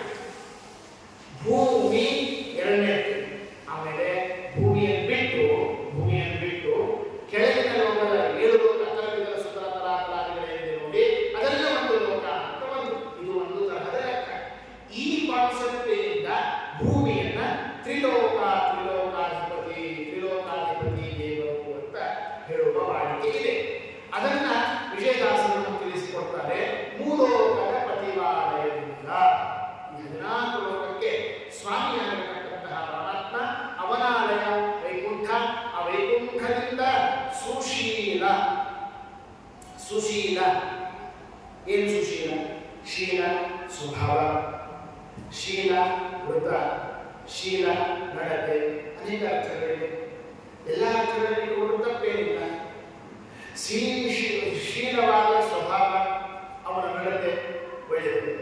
ಸುಶೀಲ ಕೆಟ್ಟದ್ದಲ್ಲದೆ, ನನಗೇನೋ ಅವನು ಮಾಡ್ತಾನೆ ಅಂತನೋ ಅನಿವಾರ್ಯಕ್ಕಾಗಿ ಮಾಡುವ ಸ್ವಭಾವ ಇರುವುದಲ್ಲ. ನನಗೇನೋ ಪಶ್ಚಾತ್ತಕ ಮಾಡಿಸ್ತಾನೆ ಅಂತನೋ ಅನುಗ್ರಹ ಮಾಡ್ತೇನೆ ಅಂತನ್ನೋದು ಅವನಿಗೆ ಅನಿವಾರ್ಯತೆ ಇಲ್ಲ. ನನಗೆ ರಥೋತ್ಸವ ಮಾಡಿಸ್ತಾನೆ ಅಂತನ್ನೋದಕ್ಕಾಗಿ ಸಮಾಜ ಕಲ್ಚಿ ಅವನು ಸಂಕೋಚಕ್ಕೊಳಗಾಗಿ ಮಾಡ್ತಾನೆ ಅಂತ ಭಾವಿಸ್ತೇವೆ. ಸುಶೀಲ ಒಳ್ಳೆ ಸ್ವಭಾವ. ಈ ಭಕ್ತಗೀತೆಯವರು ಮೂರಬೇಕು. ನೀ ಏನ್ ತಪ್ಪು ಮಾಡಿದ್ರು ಮಾಡಬೇಡ, ಅದನ್ನು ಕ್ಷಮೆ ಮಾಡಿ ರಕ್ಷಣೆ ಮಾಡಬೇಕಾಗ ಸುಶೀಲ. ಈ ತರ ಅತ್ಯುತ್ತ ನನಗೆ ಯಾರು ಶರಣು ಬಂದಿರುತ್ತಾರೆ, ಶರಣು ಬಂದಿರತಕ್ಕಂತಹ ವ್ಯಕ್ತಿಯ ಕೈ ನಾನು ಸರ್ವಥಾ ಬಿಡುವುದಿಲ್ಲ, ಅವನನ್ನ ರಕ್ಷಣೆ ಮಾಡೇ ಮಾಡ್ತಾನೆ ದೇವರು ಅಂತನ್ನುವಂತಹ ಸುಶೀಲ. ಅದೇ ಒಳ್ಳೆಯ ಸ್ವಭಾವ. ಶರಣು ಬಂದಿರುವಂತವರು 10 ಜನ ಶರಣು ಬಂದಿದ್ದಾರೆ, ದೇವರು 8 ಜನರಿಗೆ ಮಾತ್ರ ರಕ್ಷಣೆ ಮಾಡಲ್ಲ, ಇನ್ನಿಬ್ಬರಿಗೆ ರಕ್ಷಣೆ ಮಾಡಲಿಲ್ಲ ಅಂತ ಅನ್ಕೋಬೇಕು. ನಾವು ದೇವರಿಗೆ ಶರಣು ಬಂದು ಹೋಗುವುದರೊಳಗೆ ವ್ಯತ್ಯಾಸ ಇದೆ, ಏನೋ ಅನಿವಾರ್ಯತೆ ಬೇರೆ ಬೇರೆ. ಅದನ್ನು ಬಹಳ ಸುಂದರವಾಗಿ ತಿಳಿಸಿಕೊಡ್ತಾರೆ. ಸುಶೀಲ ಶರಣು ಬಂದ ಎಲ್ಲರಿಗೂ ಕೂಡ ದೇವರು ಮಾಡ್ತಾರೆ. ಇಲ್ಲಿ ನಾನು 2-3 ಬಾರಿ ಹೇಳಿದ್ದೇನೆ. ಶರಣು ಬಂದವರು ಅಂತಂದ್ರೆ ಸುಮ್ಮನೆ ದೇವರನ್ನು ಧೈರ್ಯದ ನಮಸ್ಕಾರ ಮಾಡಲು ಅರ್ಥ ಅಲ್ಲ. ಬಹಳ ಅದ್ಭುತವಾದ ಶರಣು ಅಂತನ್ನುವಂತಹ ಶಬ್ದಕ್ಕೆ ಕಾನ್ಸೆಪ್ಟ್ ಅನ್ನು ಶ್ರೀಮದಾಚಾರ್ಯರು ಅದರ ಅರ್ಥದ ವಿವರಣವನ್ನು ಅಥವಾ ಅಭಿಪ್ರಾಯವನ್ನು ಗೀತಾ ಭಾಷೆಯಲ್ಲಿ ತಿಳಿಸಿಕೊಡ್ತಾರೆ. ಸರ್ವೋತ್ತಮತ್ವಂ ಚ ವಿಜ್ಞಾನ ತತ್ರ ಮನಸ್ಸದ ಸರ್ವಾಧಿಕ ಪ್ರೇಮಯುಕ್ತಃ ಸರ್ವತ್ರ ಅಸ್ಯ ಸಮರ್ಪಣಂ ರಕ್ಷಯಿತ್ತೇವ ವಿಶ್ವಾಸಃ ತದೀಯೋ ಮಿತಿಸ್ತುತಿ ಶರಣಾಗತಿರೇಷಸ್ಯ. ಉದ್ದ ನಮಸ್ಕಾರ ಮಾಡೋದು ದೇವರಿಗೆ ಶರಣಾಗತಿ ಆಗುವುದು ಅಂತ ಅರ್ಥ ಅಲ್ಲ. ದೇವರನ್ನು ಸರ್ವೋತ್ತಮ ತಿಳಿಬೇಕು, ತಿಳಿದುಕೊಂಡು ಸದಾಕಾಲ ಮನಸ್ಸಿನಲ್ಲಿ ನೆನೆಸ್ತಾ ಇರಬೇಕು. ದೇವರಲ್ಲಿ ವಿಶೇಷವಾಗಿರತಕ್ಕಂತಹ ಸರ್ವೋತ್ತಮತ್ವಂಚ ವಿಜ್ಞಾನ ತತ್ರ ಮನಸ್ಸದ ಸರ್ವಾಧಿಕ ಪ್ರೇಮಯುಕ್ತ. ದೇವರಲ್ಲಿ ಎಲ್ಲರಿಗಿಂತಲೂ ಹೆಚ್ಚು ಪ್ರೀತಿ ಮಾಡಬೇಕು. ನಮಗೆ ಅನೇಕ ಕನ್ಫ್ಯೂಷನ್ ಇದೆ. ಯಾರಲ್ಲಿ ಪ್ರೀತಿ ಮಾಡ್ತಾ ಇದ್ದೇವೆ ಅಂತ ಅನ್ನೋದೇ ಗೊತ್ತಿಲ್ಲ. ಯಾರ ಮೇಲೆ ಹೆಚ್ಚು ಮಾಡ್ತಾ ಇದ್ದೇವೆ, ಯಾರ ಮೇಲೆ ಕಡಿಮೆ ಮಾಡ್ತಾ ಇದ್ದೇವೆ ಅಂತ ಅನ್ನೋದೇ ಕನ್ಫ್ಯೂಷನ್ ಇದ್ದೀವಿ ನಾವು. ಅದರಲ್ಲಿ ಎಲ್ಲರಿಗಿಂತಲೂ ಕೂಡ ವಿಶೇಷವಾಗಿ ನನ್ನ ಮೇಲೆ ಎಷ್ಟು ನಾನು ಮಾಡ್ಕೊಳ್ತೇನೆ ಅದಕ್ಕಿಂತಲೂ ಹೆಚ್ಚಿನ ಪ್ರೀತಿಯನ್ನು ದೇವರಲ್ಲಿ ಮಾಡಬೇಕು. ಸರ್ವತ್ರಾಸ ಸಮರ್ಪಣೆ, ಏನು ಮಾಡಿದರೂ ಕೂಡ ಭಾರತೀಯರ ಮುಖ್ಯಪ್ರಾಣ ಅಂತ ಕೃಷ್ಣಾರ್ಪಣಮಸ್ತು ಅಂತಲ್ಲ ಸಮರ್ಪಣೆ ಮಾಡುವ ಭಾವ ಇರಬೇಕು. ಇದು 4 ಇದ್ರೆ ಸಾಲುವುದಿಲ್ಲ. ಕೊನೆಯದು, ಏನಿದ್ದರೂ ದೇವರು ನನಗೆ ಒಳ್ಳೆಯದಕ್ಕಾಗಿ ಮಾಡ್ತಾನೆ, ಏನು ಮಾಡಿದರೂ ನನ್ನ ಒಳ್ಳೆಯದಕ್ಕಾಗಿ ಮಾಡ್ತಾ ಇದ್ದಾನೆ, ನನ್ನನ್ನು ರಕ್ಷಣೆ ಮಾಡೇ ಮಾಡ್ತಾನೆ. ಈ 2 ವಿಶ್ವಾಸ ಇರಬೇಕು ನಮಗೆ. ಇಷ್ಟಿದ್ದು ದೇವರಿಗೆ ನಮಸ್ಕಾರ ಯಾರು ಮಾಡ್ತಾರೋ ಅವರೇ ಶರಣಾರ್ಥಿ ಅಥವಾ ಶರಣರು ಬಂದವರು ಅಂತ ತಿಳಿತಾರೆ. ಅಂದರೆ ಈ 5 ತರದ ತತ್ವಗಳೇನಿದೆ ನಮಗೆ ಅದನ್ನು ತಿಳಿದುಕೊಂಡು ಒಂದು ಶರಣಾರ್ಥಿಯಾಗಿ ಆಗ್ತಾ ನೋಡಿ ದೇವರು ಅವರನ್ನು ರಕ್ಷಣೆ ಮಾಡೇ ಮಾಡ್ತಾನೆ. ಅದೇ ಸುಶೀಲ. ಈ ತರಹ ಒಳ್ಳೆ ಸ್ವಭಾವವನ್ನು ಇಟ್ಟುಕೊಂಡಿರತಕ್ಕಂತಹ ವ್ಯಕ್ತಿ. ಅಷ್ಟೇ ಅಲ್ಲದೆ ಇದನ್ನೇ ವಿಷ್ಣು ಸಹಸ್ರನಾಮದಲ್ಲಿ ಕೂಡ ಸುವ್ರತ ಅಂತ ಶಬ್ದವನ್ನೇ ಇಟ್ಟಿದ್ದಾರೆ. ಅದನ್ನೇ ವಿಜಯದಾಸರು ಸುಶೀಲ ಅಂತ ವ್ಯತ್ಯಾಸವನ್ನು ಮಾಡಿ ನಮಗೆ ಕನ್ನಡದಲ್ಲಿ ತಿಳಿಸಿಕೊಟ್ಟರು. ದುರ್ಲಭ ನರಸಿಂಹದೇವರ ನಾಮವನ್ನ ಹೆಸರನ್ನ ನಾನು ತೆಗೆದುಕೊಳ್ಳುತ್ತೇನೆ ಸುಲಭವಾಗಿರಲು ಸಾಧ್ಯ. ಯಾರು ಪಾಪಿಷ್ಠರಿದ್ದಾನೋ ಅವನಿಗೆ ಆಗೋದಿಲ್ಲ. ನಮಗೆ ತುಂಬ ಸತ್ತ ಅನುಭವ ಇದೆ, ತುಂಬ ಸತ್ತ ನಾನಂತೂ ಅನುಭವಿಸಿದ್ದೆ. ಏನೋ ಒಂದು ನಮ್ಮ ಕುಲದೇವ, ಹೆದ್ದ ಕುಲದೇವ ಶೂರ್ಪಾಳೆಯ ನರಸಿಂಹ ಏನೋ ಒಂದು ಅಲ್ಲಿ ಕಾರಣ ಇದ್ದಾಗ, ಇಲ್ಲ ಅಲ್ಲೇ ಪಕ್ಕದಲ್ಲೇ ಇದ್ದೀನಿ, ಸುಖಂಡಿ ಕಾರ್ಯಕ್ರಮ ಇದೆ ಹೋಗಿದ್ದೆ, ಏನೋ ಮಾಡಿ ದರ್ಶನಕ್ಕೆ ಹೋಗ್ಬೇಕು. ಏನಾದರೂ ದರ್ಶನಕ್ಕೆ ಹೋಗ್ಲಿಕ್ಕೆ ಆಗೋದೇ ಇಲ್ಲ. ಏನೋ ತೊಂದರೆ ಆಗುತ್ತೆ, ಗಡಿಬಿಡಿ ಆಗುತ್ತೆ, ಅಥವಾ ಸಮಯ ಆಗಿರುತ್ತೆ, ಅಥವಾ ಗಾಡಿ ಬೇಗ ಸಿಗೋದಿಲ್ಲ, ಅಥವಾ ಬಸ್ ಏನೋ ಆಗುತ್ತೆ, ಹೋಗ್ಲಿಕ್ಕಾಗುತ್ತೆ. ನನ್ನ ದರ್ಶನಕ್ಕೆ ಅಂತ ಸಂಕಲ್ಪ ಮಾಡ್ಕೊಂಡು ದರ್ಶನ ಮಾಡ್ತೇನೆ ಸುಲಭವಾಗಿ. ಹಾಗೆಲ್ಲ ನೀನು ಬರ್ತೀನಿ, ಈ ಕಾರ್ಯಕ್ರಮಕ್ಕೂ ಬಂದಿದ್ದೆ, ಹಾಗೆ ಇಲ್ಲಿ ಬಂದು ಕಾಯಿ ಬಡಿಸ್ಕೊಂಡು ಆಗೋದಿಲ್ಲ ಸುಲಭವಾಗಿ. ಒಂದು ಅಲ್ಲ, ಈ ತರ 100 ಕ್ಷೇತ್ರಗಳಿಗೆ ನಾವು ಸಂಕಲ್ಪವನ್ನು ಮಾಡಿಕೊಂಡು ಹೋದಾಗ ಮಾತ್ರ ಆಗುತ್ತೆ. ಅಂದರೆ ಅವನ ಕ್ಷೇತ್ರಕ್ಕೆ ಹೋಗೋದು ದುರ್ಲಭ, ಜೊತೆಗೆ ದುರ್ಲಭವಾದ ಆ ಕಷ್ಟ ಬಂದಾಗ ನರಸಿಂಹನನ್ನು ನೆನೆಸಬೇಕು ಅಂತ ಏನು ಶಾಸ್ತ್ರ ಹೇಳಿದ್ದು ನೋಡಿ, ಅದು ಕೂಡ ದುರ್ಲಭ, ಸುಲಭ.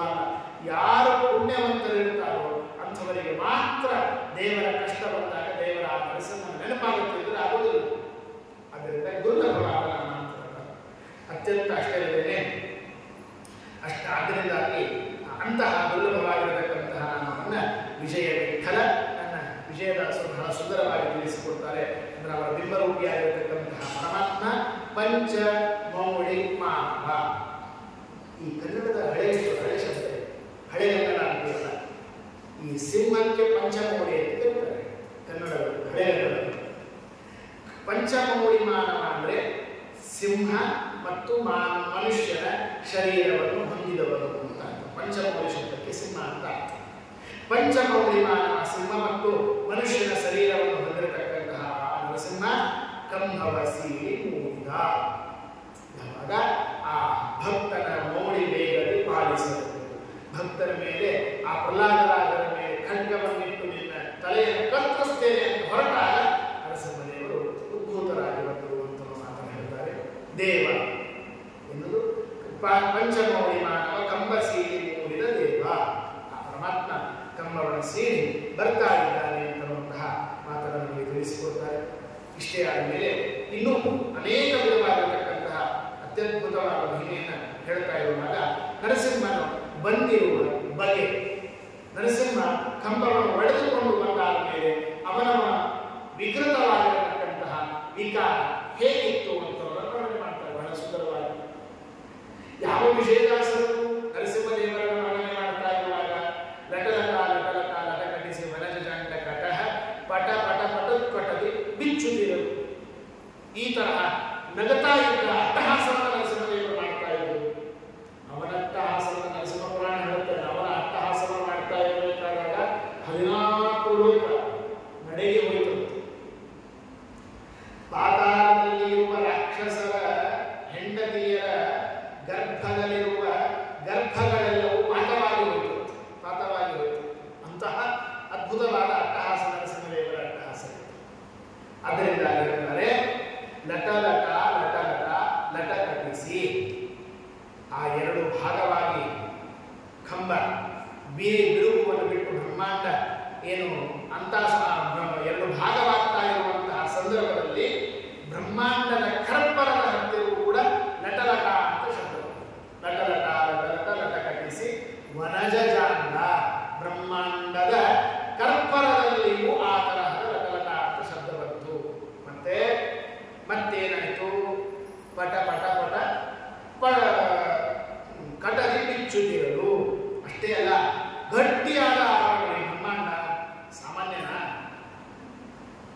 ಪಂಚಮಸ್ಕಂದ ಭಾಗವತದಲ್ಲಿ ಕೇಳ್ತಾ ಇದ್ರೆ ಬಂಗಾರದ ಇದನ್ನ 50 ಕೋಟಿ ಯೋಜನೆ ವಿಸ್ತೀರ್ಣವಾಗಿರ್ತಕ್ಕಂಥದ್ದನ್ನ ಬಂಗಾರದ ಆ ತೊಗಟೆ ಇದೆ ಅಂತಹ ಬ್ರಹ್ಮಾಂಡದ ಕಟಾಹ ಬಿಚ್ಚುತ್ತಾ ಇದೆ. ಪಟ ಪಟ ಪಟ ಪಟ ಅಂತ ಹೇಗೆ ಅದು ಒಂದು ನಾಲ್ಕು ತೆರಿಬೇಕು ಆ ತರಹ ಬಿಚ್ಚುತ್ತಾ ಇದೆ. ಮತ್ತೇನು ಮಾಡ್ತಾ ಇದ್ದಾನೆ? ನರಸಿಂಹ ಪ್ರಕಟವಾಗುವ ಬ್ರಹ್ಮಾಂಡದ ಕಟಾಹ ಬಿಚ್ಚಿತು. ಅಷ್ಟೇ ಅಲ್ಲದೆ ಪುಟ ಪುಟ ಪುಟ ನೆಗೆದು ಆ ಕಂಬ ಸೀಳಿದಾಗ ಕಂಬದಿಂದ ಹೊರಗೆ ಬರ್ತಾ ಇರುವಂತಹ ಪರಮಾತ್ಮ ಏನ್ ಮಾಡಿದ? ಚಂಡಿನಂತೆ ಪಟಕ್ನ ಹಾರಿ ನಿಧಾನಕ್ಕೆ ಬರಲಿಲ್ಲ. ಪುಟ ಪುಟ ಪುಟ ಪುಟ ನೆಗೆದು ನೆಗೆದು ಅಂದ್ರೆ ಹಾರಿಕೊಂಡು ಬರ್ತಾ ಇರಬೇಕಾದಾಗ ಅಯ್ಯೋ ಹಿರಣ್ಯಕಶಿಪುವಿನ ಹಾಗೆಲ್ಲ ಬರಲಿಲ್ಲ. ಚೀರಿಯ ಹಾರುತ್ತಾ ಆ ಹಿರಣ್ಯಕಶಿಪುವನ್ನು ಸಂಹಾರ ಮಾಡುತ್ತೇವೆ. ಶತ್ರು ಅವನು ಚೀರುವ ಕೂಗು, ಅವನ ಜೋರಾಗಿ ಕಿರುಚುವ ಶಬ್ದ ಏನಿದೆ ನೋಡಿ, ಆ ಚೀರಿನ ಸಿಂಹದ ಅಟ್ಟಹಾಸವನ್ನೇ ನೋಡಿಕೊಂಡು ನಡೆಗೆ ಹೋಗ್ತಾ ಇದ್ದಾನೆ ಹಿರಣ್ಯಕಶಿಪು. ಹಾರುತ್ತಾ ಎಲ್ಲಿಂದ? ಕಂಬದಿಂದ ಸೀದಾ ಹಿರಣ್ಯಕಶಿಪ ಇರುವ ಸ್ಥಳಕ್ಕೆ ಹಾರಿಕೊಂಡು ಬರ್ತಾ ಇದ್ದಾನೆ. ಬರ್ತಾ ಇಷ್ಟ ಇಲ್ಲ. ಪಲ್ ಕಟ ಕಟ, ಪಲ್ ಅಂದ್ರೆ ಹಲ್ಲು ಅಂತ, ಹಲ್ಲನ್ನ ಕಟ ಕಟ ಕಟ ಕಟೆದು ರೋಷ ಸಿಟ್ಟಿನಿಂದ ಹಲ್ಲನ್ನು ತಾನೇ ಕಟ್ಟಿತಾ ಇದ್ದ. ಬರೀ ಹಲ್ಲನ್ನಷ್ಟೇ ಕಟ್ಟಿದ್ರ ನರಸಿಂಹದೇವರು? ಅಷ್ಟೇ ಅಲ್ಲ, ಮಿಟಿ ಮಿಟಿ ಮಿಟಿ ರಕ್ತಾಕ್ಷಿಯಲ್ಲಿ ಬಹಳ ಆಶ್ಚರ್ಯ. ದೇವತೆಗಳು ಕಣ್ಣನ್ನೇ ಬೆಳೆಸೋದಿಲ್ಲ ಅಂತ ಹೇಳ್ತಾರೆ. ಆದ್ರೆ ದೇವರು ಅಪರೂಪವಾಗಿ ತನ್ನ ಮಹಿಮೆಯನ್ನು ತೋರಿಸಿಕೊಡ್ತಾನೆ. ಕಣ್ಣನ್ನ ಮುಚ್ಚಿ ತೆಗೆದು ಮಾಡ್ತಾರೆ. ಕೆಂಪಾಗಿರುವಂತಹ ಸಿಟ್ಟಿನ ತನ್ನ ಕಣ್ಣನ್ನ ಮಿಟಿ ಮಿಟಿ ಮಿಟಿ ಅಂದ್ರೆ ಕಣ್ಣು ಮುಚ್ಚಿ ತೆಗೆದು ಆ ಹಿರಣ್ಯಕಶಿಪುವಿನ ಆ ತನ್ನ ಕೆಂಪಾಗಿರುವಂತಹ ದೃಷ್ಟಿಯಿಂದ ನೋಡ್ತಾ ಇರುವಂತಹ ಪರಮಾತ್ಮ ತಟಿ ಕೋಟಿ ಉದ್ಧಟಲಿ ಆರ್ಭಟದಿಂದ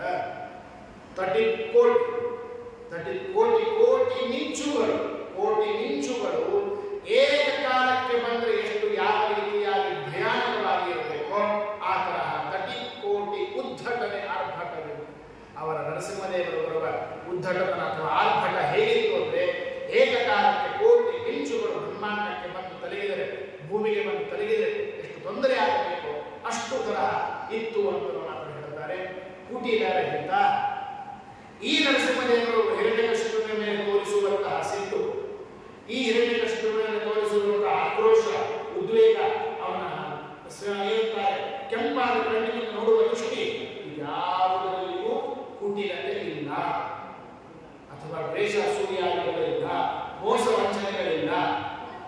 ಇಷ್ಟು ನರಸಿಂಹದೇವರು ಅವನ ಮೇಲೆ ಸಿಟ್ಟು ಮಾಡಿಕೊಳ್ಳುವುದಕ್ಕೆ ವಿನಾಕಾರಣವಾಗಿಟ್ಟು ಸಿಟ್ಟು ಬರುವ ಅವಶ್ಯಕತೆ ಇಲ್ಲ ಅಂತ ಮಾತೇ ಇತ್ತು. ಕುಟಿಲ ರಹಿತ ಅವನು ಮಾಡುವ ಆಕ್ರೋಶ ಅದು ಒಂದೇ ಒಂದು ಭಕ್ತರ ಸಂರಕ್ಷಣೆ. ಹೇಳ್ತಾರೆ ದೇವಾದಿ ದೇವತೆಗಳೆಲ್ಲರೂ ಕೂಡ ಪರಮಾತ್ಮನ ಅಂತ ಪ್ರಾರ್ಥನೆ ಮಾಡ್ತಾರೆ. ಯಾವ ಹಿರಣ್ಯಕಶಿಪುವಿಗೆ ಪ್ರಹ್ಲಾದರಾಜರು ಬ್ರಹ್ಮದೇವರು ವರವನ್ನು ಕೊಟ್ಟರು, ಯಾವುದು ಸಾವಿರ ಬ್ರಹ್ಮದೇವರ ಕೈ ಮುಗಿತಾರೆ, ದೇವತೆಗಳೆಲ್ಲ ಅವ್ರ ಕೈ ಮುಗಿತಾರೆ, ಪಿತೃದೇವತೆಗಳಂತಾರೆ ಒಂದು ದಿವಸ ನಮಗೆ ಪಿಂಡಗಳೆಲ್ಲ ಶ್ರಾದ್ದ ನಡೀತಾ ಇದೆ. ಅಶ್ವಿನಿ ದೇವತೆಗಳಂತಾರೆ, ಯಮಧರ್ಮರಾಜರಂತಾನೆ, ಎಲ್ಲಾ ದೇವತೆಗಳು ಕೂಡ ತಮಗೆ ಸಲ್ಲಬೇಕಾಗಿರುವಂತಹ ಪೂಜೆಗಳು, ಆಹುತಿಗಳು, ಬಲಿಗಳು ಏನು ಸಲ್ತಾ ಇಲ್ಲ. ಯಾರು ಕೂಡ ಭಾರತೀಯ ಕೆಂಪಣ ಅಂತ ಕೃಷ್ಣಾರ್ಪಣ ವಸ್ತು ಹೋಗಿಲ್ಲ, ಹಿರಣ್ಯಕಶಿಪು ಅರ್ಪಣ ವಸ್ತು ಅಂತ ಅವನಿಗೆ ಅರ್ಪಣೆ ಮಾಡಬೇಕು. ಈ ತರಹ ಭಯಾನಕವಾದ ತೊಂದರೆ ಬಂದೋಗಿದೆ. ಈ ಕಷ್ಟಗಳನ್ನೆಲ್ಲ ದೇವರು ತಲೆಯಲ್ಲಿಟ್ಟುಕೊಂಡು ಪ್ರಹ್ಲಾದರಾಜರಿಗೂ ಮಾಡಿರುವಂತಹ ತೊಂದರೆಯನ್ನಿಟ್ಟುಕೊಂಡು, ಜೊತೆಗೆ ದೇವರುಗಳನ್ನು ಮಾತ್ರ ಹೇಳ್ತಾನೆ. ಯಾವಾಗ ದೇವತೆಗಳನ್ನ, ಬ್ರಾಹ್ಮಣರನ್ನ, ಜೊತೆಗೆ ಧರ್ಮವನ್ನ, ವೇದವನ್ನ ನಿಂದನೆ ಮಾಡ್ತಾನೆ, ತದಾ ಆಶು ವಿನಿಶ್ಯತಿ ಶ್ರೀಮದ್ ಭಾಗವತ ಹೇಳುತ್ತೆ. ಅದೆಲ್ಲವನ್ನೂ ದೇವರು ನರಸಿಂಹದೇವರು ತಲೆಯ ಮೇಲೆ ಇಟ್ಟುಕೊಂಡು ಈ ತರಹ ಏನೊಂದು ಸಿಟ್ಟಿನ ಆ ರೂಪವನ್ನು ಪ್ರಕಟ ಮಾಡಿದರೋ ಅದರಲ್ಲಿ ಕುಟಿಲತೆ ಇಲ್ಲ, ಮೋಸ ಇಲ್ಲ, ವಂಚನೆ ಇಲ್ಲ. ಅಥವಾ ತಪ್ಪು ಮಾಡಿದ್ದು ಕಡಿಮೆ, ದೇವರು ಸಿಟ್ಟು ತೋರಿಸಿದ್ದು ಹೆಚ್ಚು, ಕುಟಿಲತೆ ಇಲ್ಲ. ಕುಟಿಲರಹಿತ ಭಕ್ತರ ಸಂರಕ್ಷಣೆ ವಿಷಯದಲ್ಲಿ ಎಂತೆಂದೂ ದೇವರು ವಂಚನೆ ಮಾಡುವುದಿಲ್ಲ. ಆದ್ದರಿಂದ ಅವನು ಕ್ರೂರತನದ ಕೆಲಸವನ್ನು ಮಾಡಿದ್ದಾನೋ ಅಷ್ಟು ದೇವರೆಲ್ಲರೂ ಇದನ್ನು ತೋರಿಸಿದ್ದಾರೆ. ವ್ಯಕ್ತ ಅಂದ್ರೆ ಹೀಗೆ ಎಲ್ಲರಿಗೂ ಪ್ರತ್ಯಕ್ಷನಾಗಿ ಕಾಣಿಸಿದ ದೇವರು. ನರಸಿಂಹದೇವರು ಕಂಬ ಒಡೆದ ಮೇಲೆ ನರಸಿಂಹದೇವರು ಬಂದ, ಕಂಬ ಒಡೆಯೋಕ್ಕಿಂತ ನರಸಿಂಹದೇವರು ಇದ್ದಿದ್ದಿಲ್ಲ ಅಂತ. ಅನಾದಿ ಕಾಲದಿಂದ ಅನಂತ ಕಾಲದವರೆಗೆ ಈ ಪರಮಾತ್ಮನ ರೂಪ ಸದಾಕಾಲವಾಗಿದ್ದದ್ದೇ. ದೇವರ ಅನಂತ ರೂಪಗಳು ಯಾವಾಗಲೂ ಕೂಡ ಇದ್ದದ್ದೇ. ಆಯಾ ಕಾಲ ಬಂದಾಗ ಅದನ್ನು ವ್ಯಕ್ತ ಮಾಡ್ತಾನೆ. ತನ್ನ ಕ್ರಿಯೆ ಕೆಲಸದ ಮುಗಿದ ಮೇಲೆ ಅವ್ಯಕ್ತವನ್ನಾಗಿ ದೇವರು ಆ ತತ್ವವನ್ನು ವಿಜಯದಾಸರು ವ್ಯಕ್ತ ಮಾಡ್ತಾರೆ. ಇಲ್ಲಿ ವ್ಯಕ್ತ ದೇವರಿಂದ ನರಸಿಂಹರೂಪ ಇಲ್ಲ ಅಂತ ಹೇಳ್ಕೋಬೇಕ್ರಿ. ಕಂಬದಿಂದ ಎಲ್ಲರ ಕಣ್ಣಿಗೂ ಪ್ರತ್ಯಕ್ಷವಾಗಿ ಕಾಣಿಸುವಂತೆ ವ್ಯಕ್ತವಾಗಿ ಪ್ರಕಟನ ಹೊರತು ವಿದ್ಯುಸಿಲ್ಲ ಅಂತ ಭಾವಿಸಬೇಕು. ವ್ಯಕ್ತನಾಗಿರತಕ್ಕಂತಹ ನರಸಿಂಹ ವಿಜಯ ವಿಠಲ ಶಕ್ತ ಧೀಟ ನಿಟಿಲ ನೇತ್ರ ಸುರಕಟಹ ಪರಿಪಾಲ. ಬಹಳ ಸುಂದರವಾಗಿರತಕ್ಕಂಥದ್ದು ವಿಜಯ ವಿಠಲ ಬಿಂಬ. ವಿಜಯದಾಸು ನಮ್ಮ ಬಿಂಬರೂಪಿಯಾಗಿರತಕ್ಕಂತಹ ಪರಮಾತ್ಮ ಶಕ್ತ. ಏನ್ ಶಕ್ತ? ಏನ್ ದೇವರ ಸಂಕಲ್ಪವನ್ನು ಮಾಡ್ತಾನೋ ಅದು ಮಾಡಿ ತೀರಿಸುವುದು ದೇವರ ಶಕ್ತಿ. ನಾವೆಲ್ಲ ಆಗಲ್ಲ. ನಾವೇನು ಶಕ್ತ? ದುರ್ದೈವ. ಮಳೆ ಬಂತು ಅಂತ ಅನ್ನೋದಕ್ಕೆ ಅರ್ಧ ತಾಸು ಲೇಟ್ ಆಗಿದೆ. ನಮ್ಮ ದುರ್ದೈವ. ಮಳೆ ಬಂದರೆ ಬರಲಿಕ್ಕಾಗಬೇಕು. ಇಂತಹ ಶಕ್ತಿ ಇಲ್ಲದೆ ಇರತಕ್ಕಂಥ ವ್ಯಕ್ತಿ. ಒಂದು ಹೆಚ್ಚು ಊಟ ಮಾಡಿದ್ರೆ ಜೀರ್ಣ ಮಾಡಿಕೊಳ್ಳಬೇಕಾಗುತ್ತೆ. ಯಾವಾಗಲೂ ಶಕ್ತಿ ನಮ್ಮಲ್ಲಿ ಅಂತದ್ದಲ್ಲ ಶಕ್ತ. ಅದರಿಂದಾಗಿ ನಾನು ಏನು ಸಂಕಲ್ಪವನ್ನು ಮಾಡ್ತಾನೋ ಅದನ್ನು ಪೂರ್ಣವಾಗಿ ಮಾಡಿಸುವುದರಲ್ಲಿ ಸರ್ವಶಕ್ತನಾಗಿರ್ತಕ್ಕಂಥ.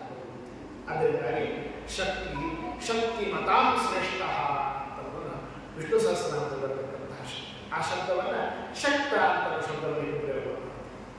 ವಿಷ್ಣು ಸಹಸ್ರನಾಮದಲ್ಲಿ ವ್ಯಕ್ತ ರೂಪ ಅಂತ ಶಬ್ದ ಬರುತ್ತೆ.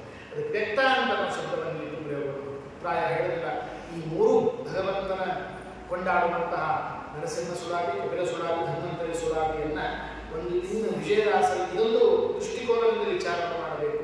ವಿಷ್ಣು ಸಹಸ್ರನಾಮದಲ್ಲಿ ಬರುವಂತಹ ಒಂದೊಂದು ಶಬ್ದಗಳನ್ನು ಇಲ್ಲಿ ತಮ್ಮದೇ ಆದ ಭಾಷೆಯಲ್ಲಿ, ಕನ್ನಡದ ಭಾಷೆಯಲ್ಲಿ ಇಟ್ಟು ಅವರು ಪ್ರಯೋಗ ಮಾಡ್ತಾ ಇದ್ದಾರೆ. ಪ್ರಾಯ ಮೂರು ಸುಳಾದಿಗಳನ್ನು ಹೇಳಿದರೆ ಹೆಚ್ಚು ಕಡಿಮೆ 500 ನಾಮಗಳನ್ನು ನಾವು ಕನ್ನಡದಲ್ಲಿ ಸಹಸ್ರನಾಮದ ಅರ್ಥನಾಮಗಳನ್ನು ಉಚ್ಚಾರ ಮಾಡಿರ್ತಾರೆ. ಆದ್ದರಿಂದಾಗಿ ಧೀಟ ಅಂದರೆ ಅವನು ಮಹಾಶಕ್ತಿ. ದೇವರು ಅನ್ಕೊಂಡಿದ್ದ ಆಗಲಿಲ್ಲ ಅಂತ ಸರ್ವಥ ಆಗಿಲ್ಲ.